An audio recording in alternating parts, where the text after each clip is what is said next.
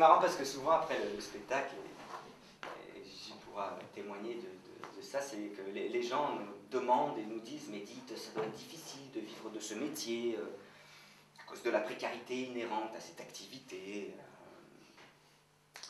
Alors avant, je disais que oui, c'était un petit peu dur, c'est vrai que c'est pas évident à gérer au quotidien, et depuis peu, je me suis rendu compte qu'en termes de précarité, ça y est, on est tous à égalité. Hein. Alors, ça fait quoi d'être artiste? Non, je vous dis ça parce qu'en fait, j'ai un cousin qui est chauffeur-livreur. Oui, on a fait des études dans la famille.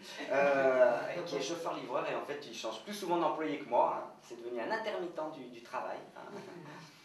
Mais bon, là, il est content parce qu'il vient de trouver un emploi. Alors, attends, comment il m'a dit? Alors, c'est pas un tiers-temps, c'est pas un cinquième de temps, c'est un dixième de temps. En fait, il remplace un type pendant qu'il va chercher son pain. Hein, voilà. C'est les nouveaux emplois de proximité. Voilà. Mais enfin bon, lui, il fait ça temporairement parce que réellement, il aimerait travailler chez Peugeot ou chez Citroën, Peugeot, enfin PSA et Renault, quoi. Alors je lui ai dit, ben, commence à apprendre le chinois. Hein. Parce que les prochains modèles, c'est là-bas qu'ils vont être construits. Hein. Tiens, d'ailleurs, vous savez comment on dit RTT en chinois? Non? Retourne travailler tout de suite. Bon, enfin, lui vraiment, enfin mon cousin, il a vraiment, je le trouve quand même assez exigeant avec lui-même. Il a beaucoup d'ambition. Il dit, j'aimerais quand même réussir à joindre les deux bouts dans ma vie.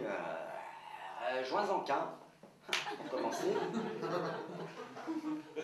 Si tu joins les deux bouts, tu tournes en rond, finalement. Ça n'a pas de sens. Non, je vous parle de la précarité de l'emploi parce qu'il n'y a pas longtemps, je suis tombé sur un ministre en pleine conférence de presse et il s'exprimait au sujet de l'emploi. Ça donnait ça à peu près. Non. Non, alors écoutez.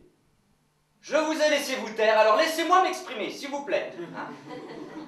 Qu'est-ce qui se passe aujourd'hui? Eh bien, regardez autour de vous. Les patrons sont dans la rue. Oui. Pour la première fois de l'histoire, eh bien, c'est leur réaction face à un code du travail trop rigide. Voilà, exactement. Non. Alors voilà. Oui, non. Alors non. Non. Écoutez, non. Déjà, je n'aime pas ce terme de délocalisation. Hein, je préférerais que l'on utilise le terme de déménagement social. D'effet Volvic. Hein. Une entreprise française s'éteint, une autre s'éveille ailleurs. Hein. Avec de nouveaux oligo-éléments, avec une autre manière de faire les choses. Ah, voilà, parlons-en de la parité. Voilà un point sur lequel nous allons être d'accord. Oui, absolument, d'accord, car je trouve inadmissible que dans une entreprise française, à poste égal, les femmes gagnent moins que les hommes. C'est pour cela que je m'engage à baisser le salaire des hommes au niveau de celui des femmes. Voilà. Pour qu'enfin soit respectée la parité. Voilà. Non, nous avons mis en place des outils sociaux pour relancer l'emploi. Je ne peux pas vous laisser dire ça. Je ne peux pas. Nous avons mis en place le CPL, le contrat premier licenciement, qui permet aux jeunes d'accéder directement au licenciement sans passer par l'emploi. Le CPL qui, je vous le rappelle, est un outil social que nous avons emprunté aux pays du tiers-monde.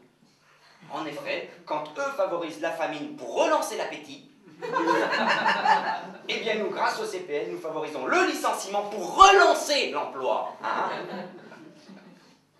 Non, alors le chômage, je ne suis pas d'accord avec vous. Trouvez-vous normal qu'en France, 100% des enfants qui naissent âgés de 0 à 10 ans sont sans emploi durant cette période où ils sont en pleine force de l'âge? C'est pour cela que je m'engage à mettre au point la détection des chômeurs dès la naissance. Voilà. Si la mère passe moins d'une heure en salle de travail, c'est que ça serait un chômeur, le sais. Mais car le chômage est un luxe que notre démocrature ne peut plus s'offrir. Voilà, nous souffrons. Non. Alors écoutez, non, je ne peux... Mais enfin, regardez autour de vous, les patrons sont dans la rue, écoutez-les chanter la multinationale, hein? C'est la lutte patronale, délocalise dès demain.